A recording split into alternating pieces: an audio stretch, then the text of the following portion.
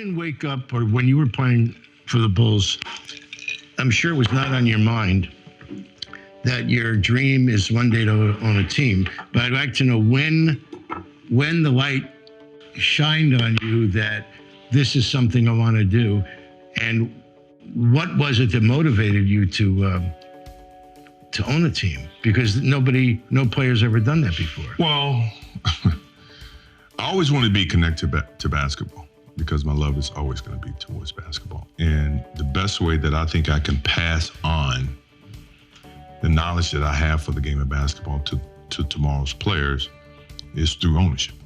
You know, being able to, to earn the respect of the players, be able to communicate with the players to give them the understanding of what it takes to play in the league and to excel within the league.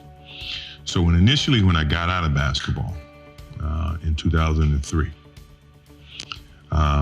actually I got out in 1998, when the team was dismantled. I really didn't know what I was going to do in terms of ownership. So I looked at, and I was presented an opportunity to be a part of a ownership in Washington from a general manager standpoint. And with that came an education of understanding what it took. So quite naturally, you're going to make mistakes. You're going to understand you're going to make mistakes. The most important thing about making mistakes is being able to learn from them and not be able to duplicate the same mistake. So when I got the opportunity to be a part of the Washington Wizards at the time, Ted Leonsis brought me in as a part of his group. That's where I got my feet wet in terms of ownership. And it was intriguing enough. I didn't have the experience of ownership. I knew what it took, which was a lot of money, a lot of financial support, but the knowledge in terms of being able to transition from a basketball player who could impact a game and determine the outcome to where now you sit up in an office and have not the same control. You have to be able to live vicariously through the players that you select, which sometimes you're going to make mistakes. And with that mistakes, you got to, be able to make adjustments. And that's what I learned in Washington. And, in my first couple of years, I was the general manager. Then the next couple of years, I went down and I played because I still felt I could impact the game from a player standpoint. Not with the same magnitude of what happened in Chicago, but from a teaching standpoint, saying that, okay, a lot of these kids, they believe in leadership from a physical sense, where that I can show you how hard it takes to work. I'm in the gym, the first one in the gym, the last one in the league, blah, blah, blah. And I felt like I can pass that to the players. So that's where the Washington experience happened. So what I'm hearing you say is that your first and greatest passion is basketball. Yes. At that time, yes. Okay. Now we're fast forwarding all these years to today, and you are a very complete businessman. Sure. With many different interests. Do you have a favorite amongst your businesses? Do you spend more time in one than the? I mean, you have, in addition to the team, I can go on and on. I mean, the list is pages, but your Jordan shoe brand, I'm told, does $3 billion a year. That ain't hay. But it was a process with that as well. I mean, and it's dots being connected. It's basketball, something that, when the shoes were at its peak, I played at a high level. And the consumers saw that, and it basically authenticated everything about that shoe. What we've been able to maintain is being able to communicate to the consumer from a basketball, from an ownership standpoint, their preference for that product. Do you spend a lot of time? I spend a lot. Business. I spend most of if you look at all my portfolio of things that I'm involved in, my strongest passion outside of the ownership of the Hornets is the Jordan brand. Because to me, I can impact that in a much greater sense, to be able to continually talk to that consumer, interact with that consumer. It's not a draft. It's not, it's not where I'm, dependent on how the season ends to determine if I have a draft pick in the first 12 or 13 picks.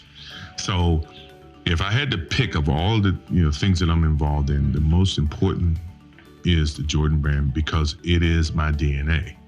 I used to wake up and spend Christmas Day with my mum and then go to my dad's in the afternoon. And when I went to my dad's, I had asked for a go-kart. I knew this is what I wanted. And I got to the house and no one was there. I think they'd been out shopping or something. And I looked through the letterbox and I could see all the way down the hallway to the dining room table. And there was this massive present on it. Oh. And I kind of knew that might be it. Was, yeah. And the funny thing is, I remember when we came back and my dad was there, I remember walking in the house and I walked backwards towards the present, almost as if it's not there. And they say, "What, you're gonna open your big present?" I was like, "What present?" But it was really great because my stepmom, she did the sewing for my suit. Mm-hmm. I had this helmet, and my dad just put so much pride into making this car look brand new. It was fifth hand, so it was out of a newspaper. It was a fifth hand car. Wow. Yeah, and we arrived at the first practice. I always base my life. My life is very much in parallel with Cool Runnings. I think. Yes. That's my favorite. The Jamaican bobsled. Yeah, that's like my. Yes. If I'm ever having a bad day, I put Cool Runnings on because it's inspirational and it's funny. But the thing, what happens when they get to the top of the, when they arrive with this rusty bobsled, everyone stops and thinks, like, what are these guys doing here? And that was exactly how it was for me and my dad. The go-kart was shoved in the trunk. Yeah. And we turned up scruffy as hell. And but didn't you think it's probably the best go-kart you had seen because it was yours? Hey, I didn't know any different, and I loved it, and I won with it. So, So the best thing for us was, no matter what was being thrown at us, I'd get on track. My dad would say, just always do your talking on the track. Yeah. So I'd go out there and I'll hustle my way through to the front of the field, and then we could just walk away and didn't have to say anything. I know. So here you are. You're in a sport that really, it's an expensive sport. You're also, a young black kid getting into a very expensive sport where there really still, to this day, really no other black drivers. Did you feel welcomed at first in the sport, or did you do what your dad said, do your talking on the track? No, well, I went to a school where I had troubles at school, but most on the racing scene, it was magnified. It was quite a bit worse. What kind of troubles at school? What do you mean? Well, parents were not happy that we were there. Mm-hmm. They were definitely not happy when we beat them. Mm-hmm. Yes. Which I don't mind. Yes. But, my dad didn't know anything about mechanicking a go-kart, so he would go around and say, "Hey, can you give me some advice?" And got turned away by a lot of people. And there was a lot of abuse. I remember standing next to my dad. Were you bullied? I was bullied at school. Yeah. And I decided to go to karate when I was 6. And I wanted to be Bruce Lee, so I could defend myself. And can it you actually still worked. do karate? Yeah, I got a black belt, so. You can? Wow. But actually, it was really good because naturally as a kid, I was very wild, and there's a lot of discipline when I went to karate. You had to stand in formation, which was very tough for me. But as I graduated, I got higher and went into the adults class. And as I said, I got my black belt. And now I do Muay Thai, for example, more on like a fun thing, but also it's great to be able to know how to move mm-hmm. and defend yourself. Because I remember I used to have kids come at me all the time in the karting world. Mm-hmm. And it was great to be able to finally be able to look, because I was a little kid. I was always one of the smaller ones. You were always a smaller student? Yeah. I mean, when you were going to school, because I've heard you say, I didn't want to blend in, I wanted to blend out.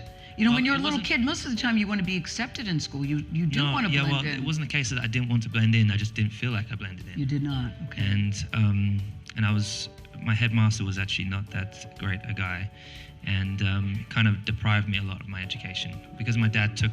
I got signed when I was 13, and my dad came to the school and said, "Look, we have this amazing opportunity. We need your help.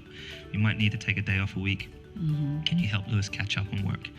And he was like, "No," and not supportive of it. And when I get back my dad took me out anyways on the Friday, which I don't think is a good thing for racing drivers, by the way, or for kids. To be taken out of school? It's just how it is today, and it is how it is from karting. But then I'd get back on Monday, and he would make me sit outside his office facing the wall for the whole day. Whoa! In front of the other students? No, there was no other students that would sit in the hallway. So just sit there But couldn't waste other of time. students see you just sort of sitting in the hallway facing the wall? Well, everyone was scared of this guy, so no one, and there were other kids that would would be in Yeah. trouble.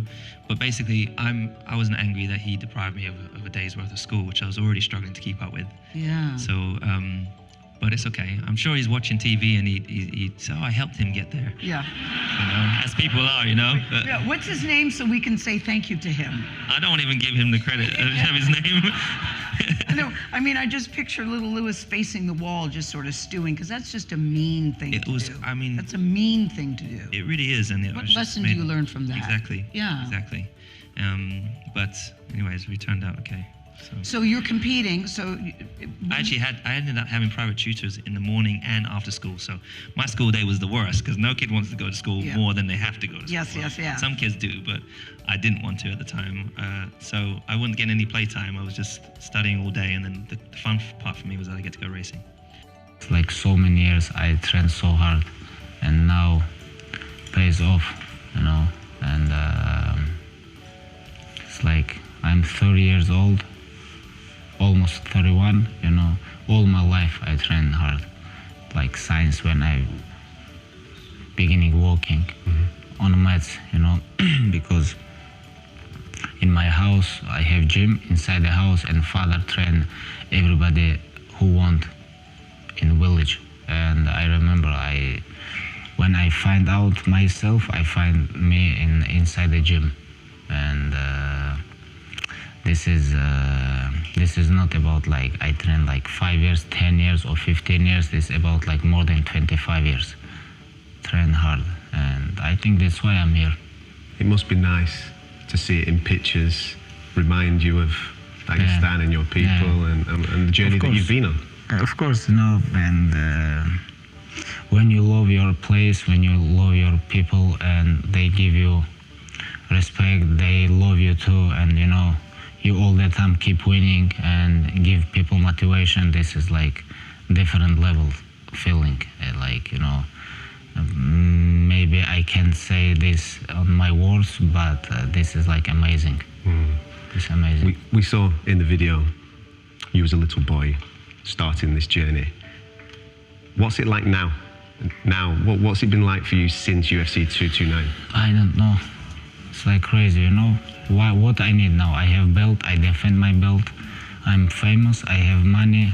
Why I'm here? Like a lot of people ask me, like they don't understand one thing, like what inside me. This is about fire, because all my life I compete with someone, and I wanna keep doing this, and I have big fire inside, and I really wanna compete with best fighters in the world.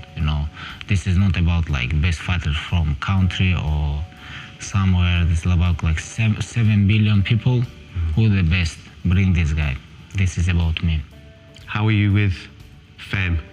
Because since UFC 229, I mean, the whole UFC community knew who you were, but now you seem to have transcended the sport, and casual sports fans now know who you are. A little bit hard because too famous. That's why.